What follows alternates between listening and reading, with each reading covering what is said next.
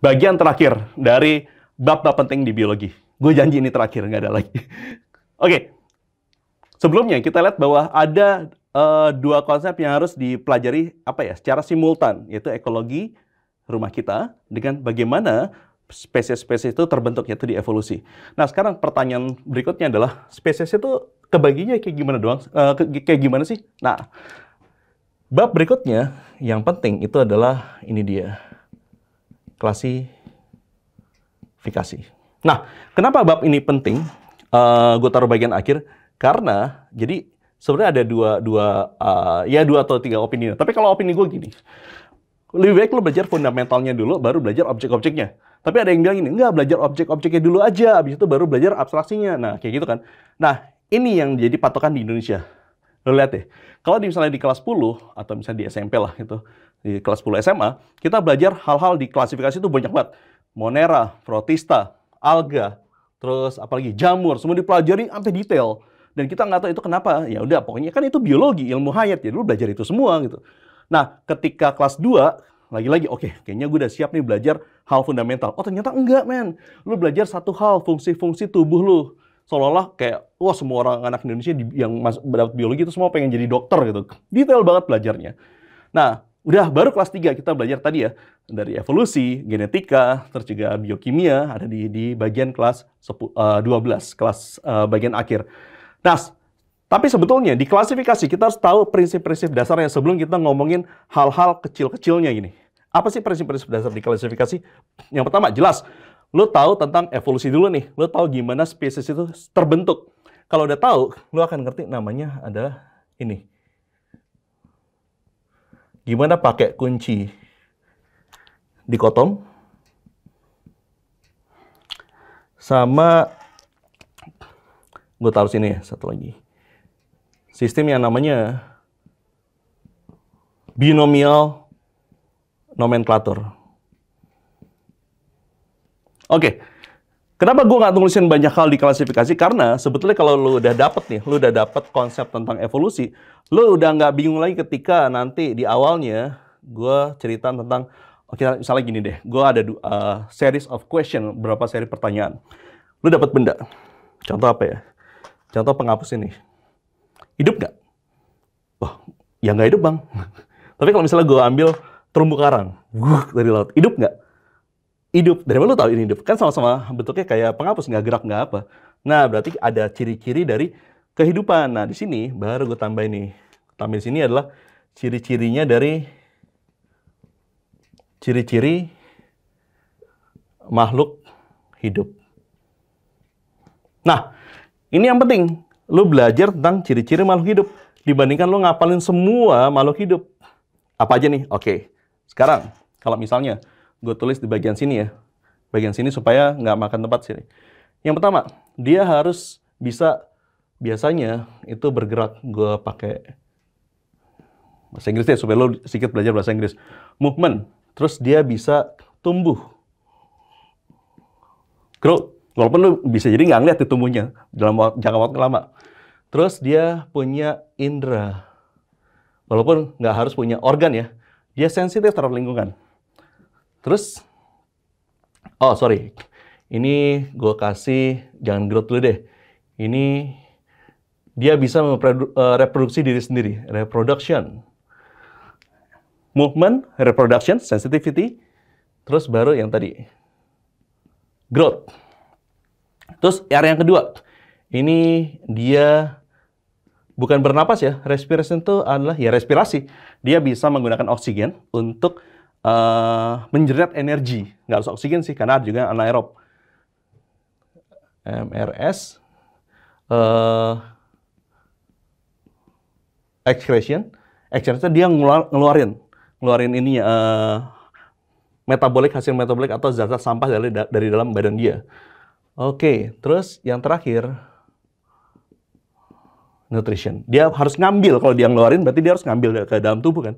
Oke, 4 hal ini, sorry bukan 4 ya. 1, 2, 3, 4, 5, 6, 7 harus ada di semua kehidupan. Penghapus, nggak bisa gerak kecuali gue lempar, nggak bisa bereproduksi. Kalau nggak, untung banget gue bisa buka pabrik penghapus kan.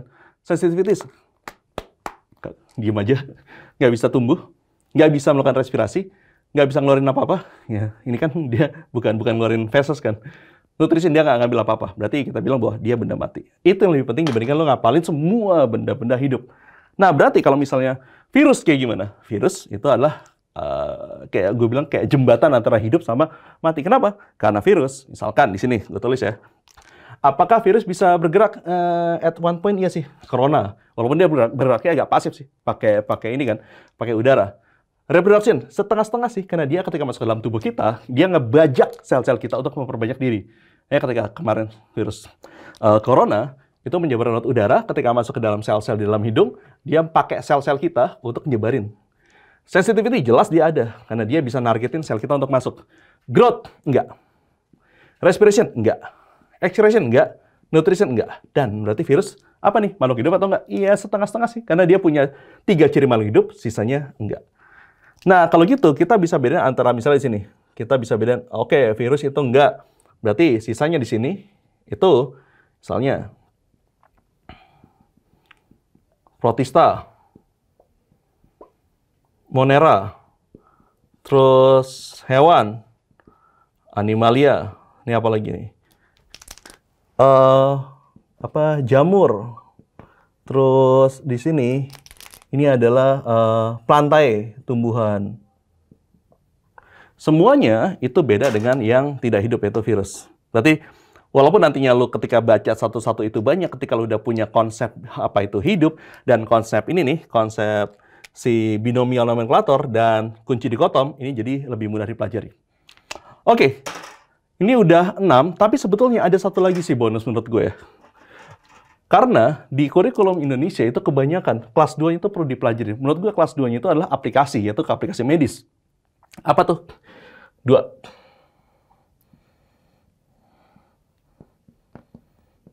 Anatomi dan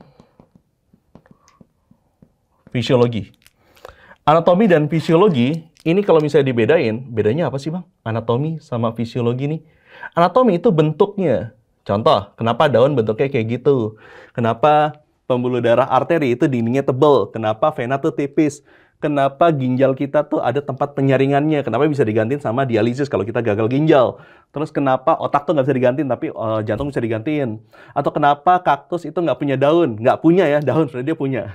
Nah, itu pertanyaan-pertanyaan tersebut sebetulnya merupakan aplikasi biologi. Ketika lu belajar tentang biokimia, sel, genetik, ekologi, evolusi, lo secara tidak langsung itu udah kayak setengah atau 50% ngerti kenapa-kenapanya.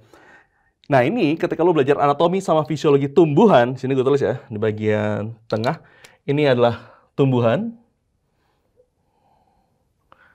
Ini bagian tumbuhan. Sedangkan di sini, misalnya, ini gue gambar apa sih? Ya udahlah, gue gambar kayak kucing.